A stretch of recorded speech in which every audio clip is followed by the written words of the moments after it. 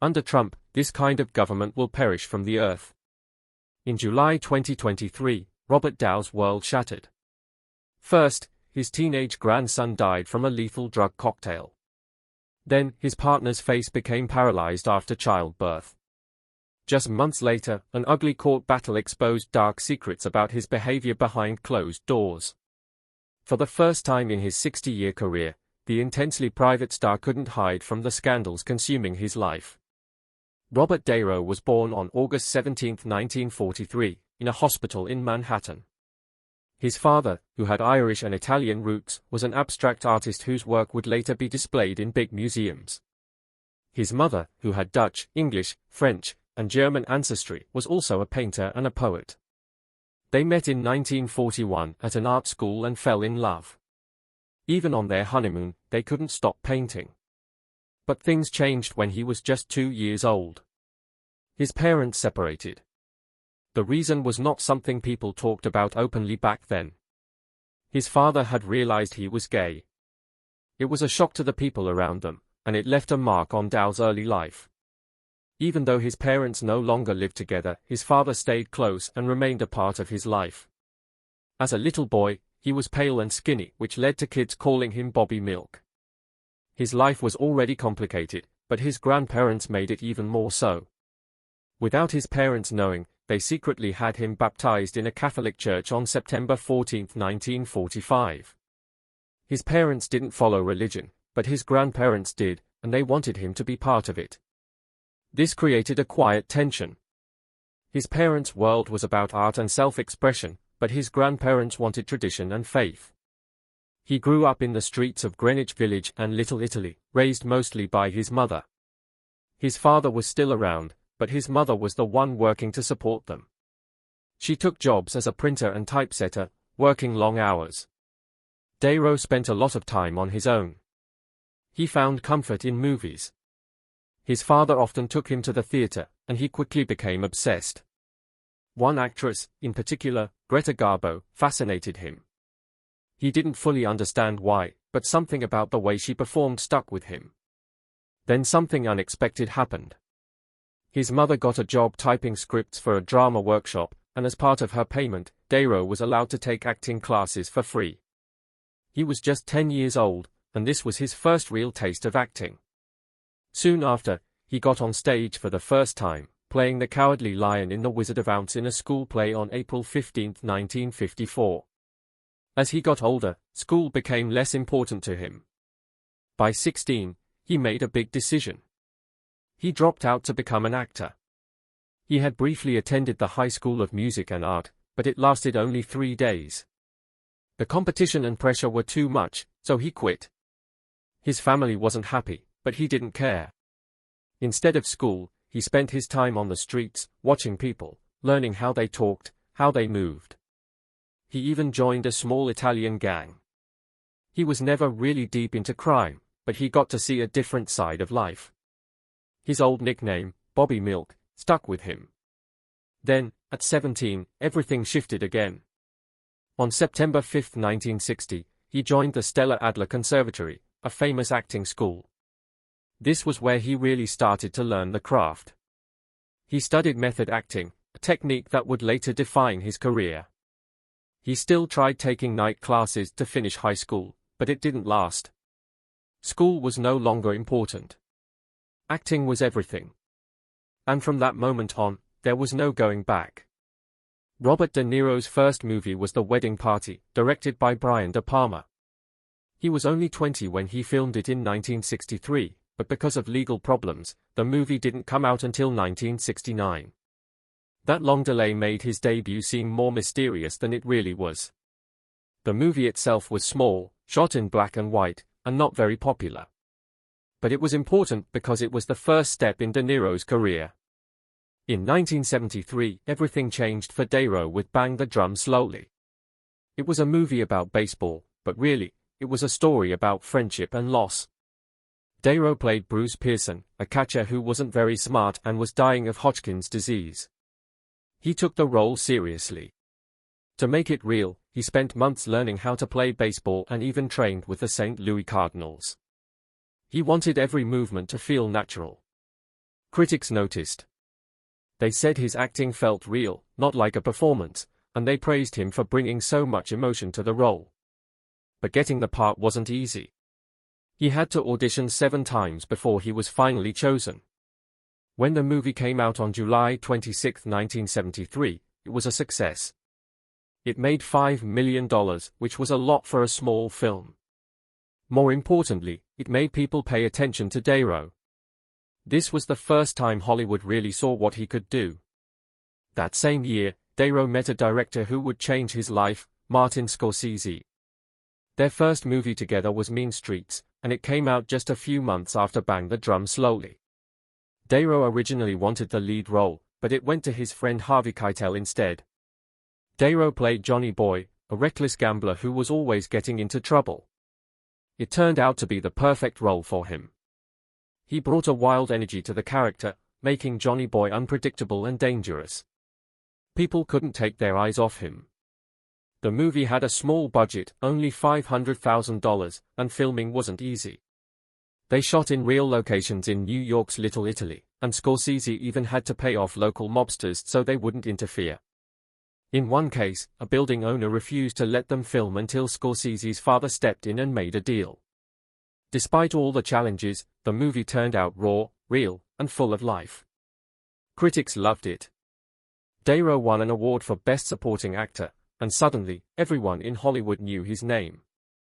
Then, in 1974, he became a star. That was the year he played young Vito Corleone in The Godfather Part II.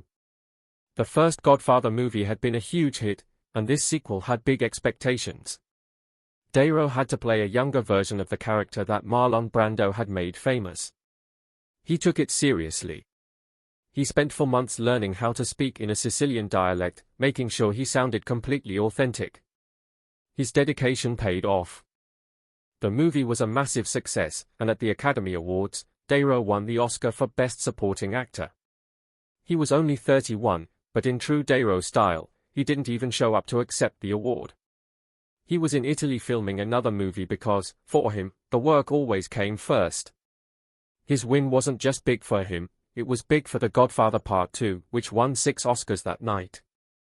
He had beaten 2 of his own co-stars, Michael V. Gazzo and Lee Strasberg, to take home the award. Winning that Oscar proved that he wasn't just a rising actor, he was one of the best. And this was only the beginning. Robert Dow's performance in Taxi Driver was unforgettable, and the way he prepared for it was just as shocking. To truly understand the life of a New York cab driver, he got a real taxi license and drove around the city for 3 months, working 12-hour shifts. Even though he had just won an Oscar for The Godfather Part II, almost no one recognized him. That was exactly what he wanted. He needed to feel invisible, just like Travis. He didn't just study the role, he lived it. Then came the most famous moment in the movie, the "You Talking to Me" scene wasn't even in the script. De Niro made it up while looking at himself in the mirror, talking like a man slowly losing his mind. That wasn't the only thing he did to transform into Travis. He lost 35 pounds. He spent time with Vietnam War veterans who had PTSD, trying to understand their pain. He even wore Travis's boots for 2 months straight, walking 15 miles a day so they felt like second skin. By the time filming started, he didn't just look like Travis, he was him. But De Niro wasn't done pushing himself. When he played boxer Jake LaMotta in Raging Bull, he went even further. First, he trained with LaMotta himself, sparring for months until the real boxers said De Niro could have gone pro. But then came the hardest part. The movie also showed LaMotta as an older, heavier man, and De Niro refused to wear a fat suit. Instead, he actually gained 60 pounds. For 4 months, he traveled through Italy and France, eating as much as he could, pasta, bread, ice cream, anything to make his body change. He went from 145 pounds to 215. The weight gain was so extreme that it made it hard for him to breathe and move. The production team rushed to finish filming his heavier scenes because they were scared for his health. Afterward, doctors warned him never to do something like that again. It took him over a year to recover. But the effort paid off, he won an Oscar for Best Actor. His obsession with making his roles feel real didn't stop there. For The King of Comedy, where he played a man obsessed with fame, he wanted to get inside the mind of a stalker. So, he met a real one. But that wasn't enough. He started secretly following Jerry Lewis, the actor who played the talk show host in the movie. He watched how Lewis reacted to fans, how he moved, how he behaved when no one was looking. Lewis was uncomfortable, but it worked. De Niro's performance felt disturbingly real. Then came Goodfellas, where every tiny detail mattered to him.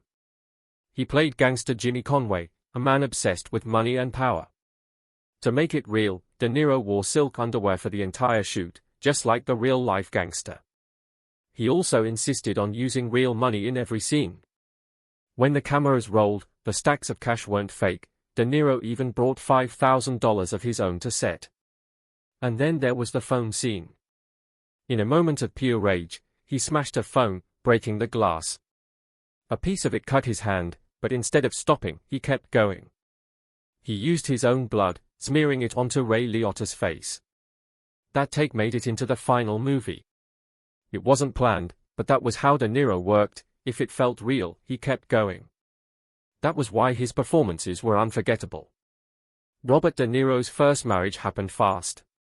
He met Diane Abbott on the set of Taxi Driver in 1976, and just 3 months later, on April 28, they were married.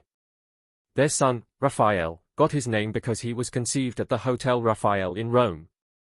At the time, De Niro was deep into method acting and stayed in character as Travis Bickle even after filming ended, which put stress on their new marriage. But despite this, they welcomed Raphael on November 9, 1976.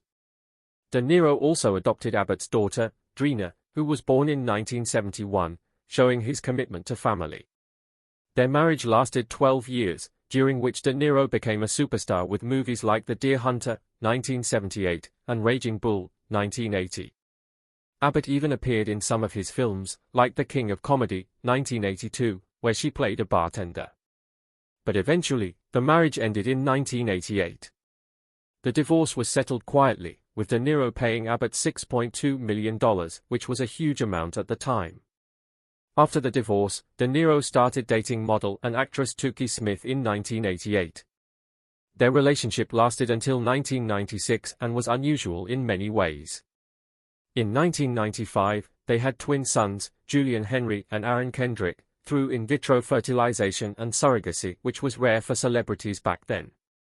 De Niro was 52 when the twins were born, which challenged the usual ideas about fatherhood. Around the same time, there were also rumors that he was seeing supermodel Naomi Campbell, making his personal life even more complicated. Smith was very private and refused to talk about their relationship, once saying, "Do you know how to spell private? Private, and that's with a capital P." When they split in 1996, they agreed on a co-parenting arrangement where they took turns caring for the twins in 4-day cycles, showing their dedication to raising them together. In 1997, De Niro married Grace Hightower, but their relationship was full of ups and downs. They first met in 1987 at Mr. Chow, a fancy restaurant in London, where Hightower worked as a hostess. After dating for 10 years, they finally got married on June 17, 1997. But things turned rocky quickly. Just 2 years later, in 1999, De Niro filed for divorce. The split never became official, and in a surprising turn, they renewed their vows in 2004 in a grand ceremony in the Catskill Mountains, surrounded by celebrity guests. Together, they had 2 children, Elliot, born on March 18, 1998, and Helen Grace, born via surrogate on December 23, 2011. Their marriage lasted 21 years, but it was far from perfect. There were reports that Hightower controlled De Niro's finances and film projects, which caused tension. Their final split came in 2018, and the divorce battle got ugly. De Niro's lawyer even claimed the actor was being forced to work just to pay for Hightower's expensive lifestyle. It was revealed in court that she spent $215,000 a month on credit cards and another $160,000 in cash, which shocked many people. De Niro becoming a father again at 68 was unexpected. On December 23, 2011, he and Hightower welcomed their daughter, Helen Grace, through surrogacy. This made him one of the oldest celebrity fathers in Hollywood. Some admired him for embracing fatherhood at that age, while others criticized it. Coincidentally, his close friend Al Pacino also became a father around the same time, welcoming twins at 70. De Niro took fatherhood seriously. He even took a 6-month break from acting to spend time with his daughter, which cost him major film roles, including one in The Judge, 2014.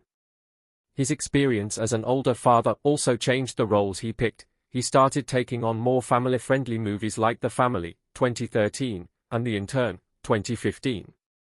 When asked about being a father later in life, De Niro simply said, "I love my children, just being with them. When you have the good moments, you forget about the ones that weren't good." Robert De Niro's career took a surprising turn in 2012 when he starred in Silver Linings Playbook. He was 69 years old, and it had been 21 years since his last Oscar nomination, but this role changed that. He played Pat Salatino Sr., a father obsessed with the Philadelphia Eagles, struggling with obsessive-compulsive tendencies. The movie was a massive success, making over $236 million worldwide, even though it had a small budget of just $21 million. But what really stood out was De Niro's performance. In one scene, he unexpectedly teared up while giving an emotional speech to Bradley Cooper's character. That moment wasn't in the script, it was real, and it made his performance even more powerful. He didn't win the Oscar, but the nomination was still historic. The movie became the first in 31 years to be nominated in all 4 acting categories. More importantly, it reminded everyone that De Niro was still one of the best actors in the world. A new generation of film fans saw him in a fresh light. Then, in 2019, he reunited with Martin Scorsese for The Irishman. He was 76, and people were calling this his best performance in 20 years. The movie had a massive budget of $200 million and used advanced aging technology so he could play his character, Frank Sheeran, at different ages. The role wasn't about big dramatic scenes, it was about small details, the way he looked, the way he moved, the way his face barely changed but still showed so much emotion. Over the film's 3.5-hour runtime, he took the audience through Sheeran's entire life, from a young truck driver to a lonely, regretful hitman. Some people didn't like the de-aging effects, especially in a scene where he beats up a grocer, but that didn't matter. His performance was incredible. The film got 10 Academy Award nominations, including Best Picture. And because it was released on Netflix, it reached over 26 million households in its first week. This movie proved that De Niro wasn't just a legend from the past, he was still at the top of his game, willing to take risks, try new technology, and push himself in new ways. In 2023, he worked with Scorsese again on Killers of the Flower Moon. This was a huge moment, not just because of the movie, but because it was the first time De Niro and Leonardo DiCaprio were acting together in a Scorsese film. At 79 years old, De Niro played William Hale, a powerful rancher involved in the Osage Nation murders of the 1920s. The film was one of Scorsese's biggest projects, with a budget of over $200 million. De Niro went all in for the role. He gained weight, spent hours in makeup, and aged across different time periods. When the movie premiered at the Cannes Film Festival, the audience gave it a 9-minute standing ovation. Critics called De Niro's performance chilling, saying it was one of the most menacing roles he had played in years. The film wasn't just a story, it was about a dark, hidden part of American history, and De Niro made sure his performance made it even more powerful. After 7 decades in Hollywood, De Niro is still one of the greatest actors of all time. He started acting in the 1960s and never slowed down. Every time people think he might fade away, he reinvents himself. He moves between serious dramas and comedies, making himself relevant to every new generation. In Joker, 2019, he played a talk show host in a movie that made over $1 billion worldwide. And he isn't just an actor. He co-founded the Tribeca Film Festival in 2002, turning it into one of the biggest film festivals in the world. His production company, Tribeca Productions, keeps making great films and TV shows. Younger actors look up to him not just because of his talent, but because of his work ethic. Even in his late 70s, he works non-stop. In 2023 alone, at 79 years old, he starred in 3 major films: Killers of the Flower Moon, About My Father, and Megalopolis, directed by Francis Ford Coppola. Some actors slow down as they age, but Niro keeps proving that talent, dedication, and passion can make someone timeless. Hollywood changes, but Niro stays legendary. Robert De Niro's life changed forever on July 2, 2023. His 19-year-old grandson, Leandro, was found dead in his Manhattan apartment. The cause was a drug overdose. The medical report later revealed a deadly mix of fentanyl, cocaine, ketamine, and other substances. Leandro had been following in his grandfather's footsteps as an actor. He even appeared in A Star Is Born, 2018, but his life ended too soon. Niro, known for always staying serious and private, was deeply shaken. In a rare moment of emotion, he told People magazine, "It's just a shock. I never thought it would happen." Things got even worse when, just 2 weeks later, police arrested a 20-year-old woman named Sophia Haley Marks. She was accused of selling Leandro fake prescription pills laced with fentanyl. The pills were supposed to be oxycodone and Xanax, but they were deadly counterfeits. The case brought attention to the opioid crisis in America. The Drug Enforcement Administration had already warned that nearly half of fake prescription pills tested for fentanyl contained enough to kill a person. Leandro's death became a tragic example of how dangerous these drugs were. It also started conversations about drug education, stricter prescription laws, and better support for people struggling with addiction. As Niro dealt with this heartbreaking loss, another storm hit. In November 2023, he found himself in court facing a $12 million lawsuit. His former assistant, Graham Chase Robinson, accused him of discrimination, harassment, and verbal abuse. She had worked for him for 11 years, moving up from personal assistant to vice president of his company, Canal Productions. She claimed that during those years, she had to deal with unwanted touching, inappropriate comments, and unfair treatment. In court, a voicemail was played where Niro was heard yelling and cursing at her. But this wasn't just Robinson's case against Niro. Years earlier, in 2019, Niro and his company had sued her for $6 million. They accused her of stealing money, misusing company funds, and even watching 55 episodes of Friends while on the clock. They also said she had transferred 5 million airline miles, worth around $85,000, to her personal account. The trial lasted 8 days. Niro spent 2 of those days on the witness stand. He denied abusing Robinson, but he did admit to some of her claims. Had told her his personal trainer was paid more because he had a family to support. He said yes when asked if he ever asked her to scratch his back. He smirked and said, "Okay, twice you got me." After 5 hours of jury deliberation, the verdict was in. Niro himself was not found guilty, but his company Canal Productions was ordered to pay Robinson $1.2 million. The jury ruled that the company had discriminated against her because of her gender and had retaliated against her after she spoke up. The case damaged Niro's reputation. It also made people talk about workplace power dynamics, gender discrimination, and how personal and professional lines sometimes get blurred in Hollywood. Then, just when it seemed like life couldn't get more difficult, Niro's partner Tiffany Chen faced a shocking health crisis. In July 2023, she revealed that she had been diagnosed with Bell's palsy shortly after giving birth to their daughter, Gia. It all started with a slight tingling in her tongue. Then her face started to feel strange. One day, she looked in the mirror and saw that her face was drooping. Things got worse fast. Within days, she could barely eat, food would just fall out of her mouth. She was slurring her words. She rushed to the hospital, where doctors ran tests and discovered she had Bell's palsy. Most of the time, Bell's palsy only affects one side of the face, but in Tiffany's case, both sides were paralyzed. She couldn't speak properly, she couldn't smile at her newborn baby, and she couldn't even give her daughter a kiss. It was heartbreaking. She admitted that she felt self-conscious and frustrated. Niro, who usually kept his emotions to himself, was supportive. He reassured her, saying she looked fine, even joking that she just looked a little stern. But while dealing with all these personal struggles, Niro didn't stay quiet in the public eye. On September 24, 2024, At the New York premiere of Megalopolis, a film by Francis Ford Coppola, he made headlines again. In front of a full theater, he took the microphone and started talking about Donald Trump. "Imagine Trump directing Megalopolis," he said.